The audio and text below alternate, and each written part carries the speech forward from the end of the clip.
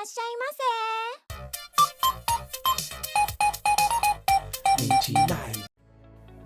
Assalamualaikum warahmatullahi wabarakatuh. Perkenalkan, nama saya Sania Zumrotin dengan NIM 921422067 dari kelas C akuntansi.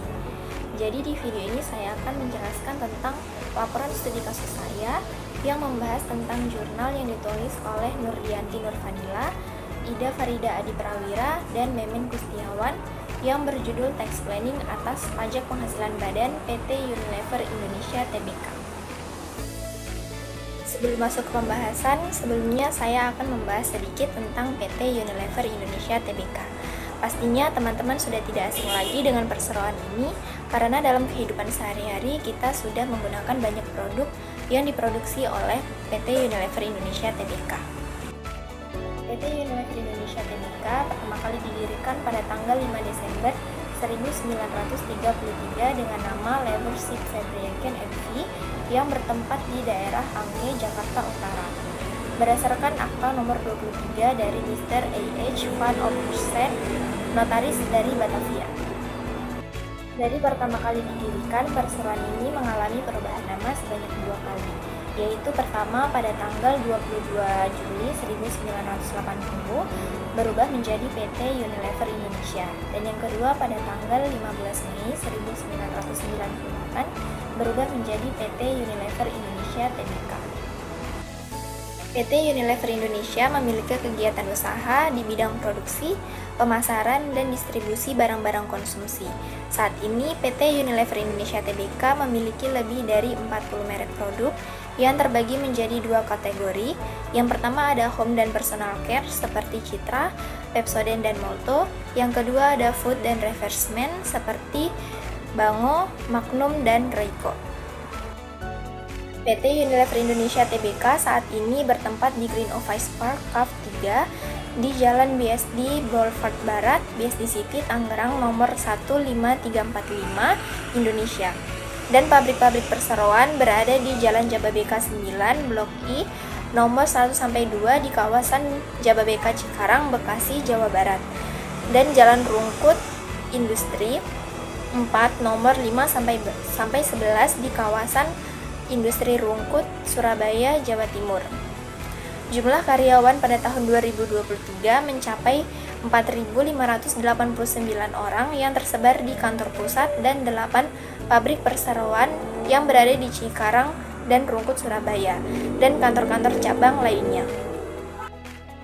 Nah, selanjutnya kita masuk ke pembahasan utama. Namun sebelum masuk ke pembahasan utama, kita perlu mengetahui apa itu tax planning dan pajak penghasilan badan. Tax planning atau perencanaan pajak merupakan upaya untuk mengoptimalkan atau mengurangi beban pajak yang harus dibayarkan kepada negara, sehingga beban pajak yang dibayarkan tidak melebihi jumlah pajak yang sebenarnya.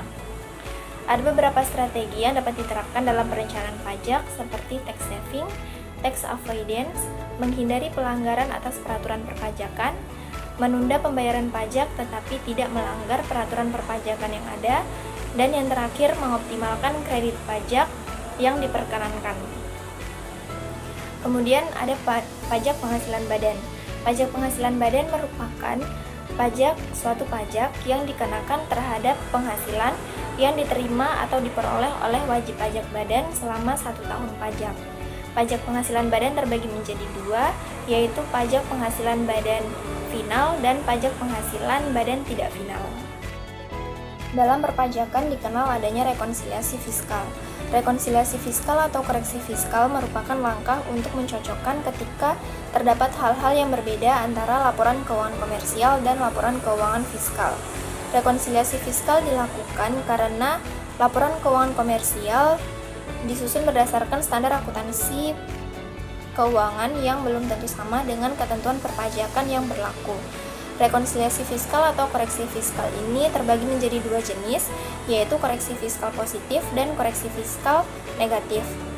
Koreksi fiskal positif adalah koreksi yang mengakibatkan laba fiskal lebih tinggi atau lebih besar daripada laba komersial. Sedangkan koreksi fiskal negatif adalah koreksi yang mengakibatkan laba fiskal menurun sehingga laba fiskal lebih rendah daripada laba komersial. Selanjutnya, bagaimana penerapan tax planning atau perencanaan pajak dalam PT Unilever Indonesia Tbk? Sebagai salah satu perseroan terkemuka di Indonesia, PT Unilever Indonesia Tbk tentunya memiliki kewajiban perpajakan yang signifikan. Maka dari itu, perseroan ini bisa menerapkan tax planning atau perencanaan pajak untuk mengoptimalkan pengeluaran pajak dan meningkatkan profitabilitasnya. Salah satu cara yang dapat diterapkan untuk menerapkan perencanaan pajak oleh PT Unilever Indonesia Tbk adalah dengan melakukan rekonsiliasi fiskal melalui koreksi fiskal negatif.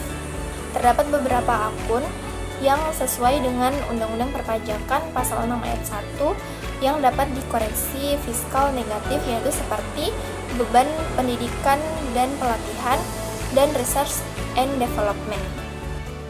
Di sini dapat dilihat bahwa laba fiskal sebelum dilakukan koreksi fiskal dan setelah dilakukan koreksi fiskal sangat jauh berbeda.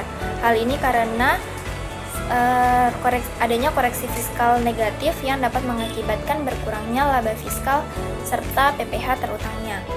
Di sini dapat dilihat bahwa laba fiskal sebelum dilakukan koreksi fiskal pada tahun 2021 itu sebesar 5.816.115 juta dan PPh terutangnya sebesar 535.042 juta.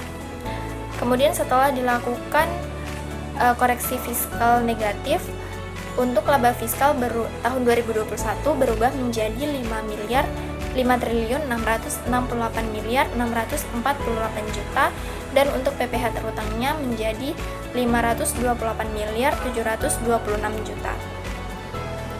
Untuk tahun 2022, sebelum dilakukan koreksi fiskal negatif, laba fiskalnya sebesar 5.346.218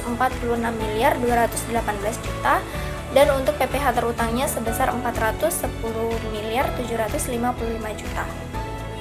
Setelah dilakukan koreksi fiskal, laba fiskal tahun 2022 berubah menjadi 5.222.061 juta dengan PPh terutangnya berubah menjadi 399.829 juta.